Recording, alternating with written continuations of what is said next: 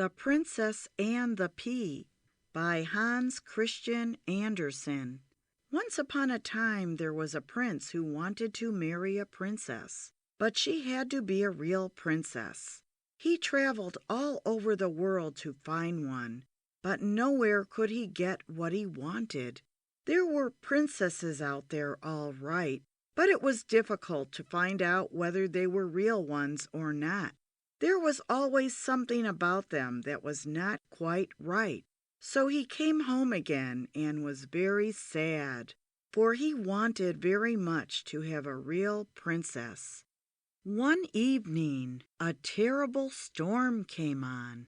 There was thunder and lightning, and the rain poured down. Suddenly, a knock was heard at the city gate, and the old king went to open it. It was a princess standing out there in front of the gate. But, good gracious, what a sight the rain and the wind had made her look! The water ran down from her hair and clothes. It ran down into the toes of her shoes and out again at the heels. And yet she said that she was a real princess. "We'll soon find that out," thought the old queen. But she said nothing, went into the bedroom, took all the bedding off the bedstead, and laid a pea on the bottom. Then she took 20 mattresses and laid them on the pea, and then 20 feather beds on top of the mattresses. On this the princess had to lie all night. In the morning she was asked how she had slept.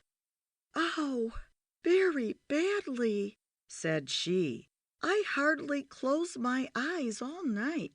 Heaven only knows what was in the bed, but I was lying on something hard, so that I am black and blue all over my body.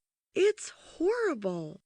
Now they knew that she was a real princess, because she had felt the pea right through the 20 mattresses and the 20 feather beds. Nobody but a real princess could have felt it. So the prince took her for his wife, for now he knew that he had a real princess.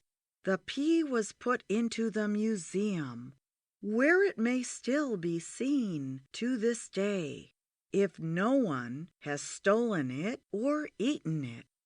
For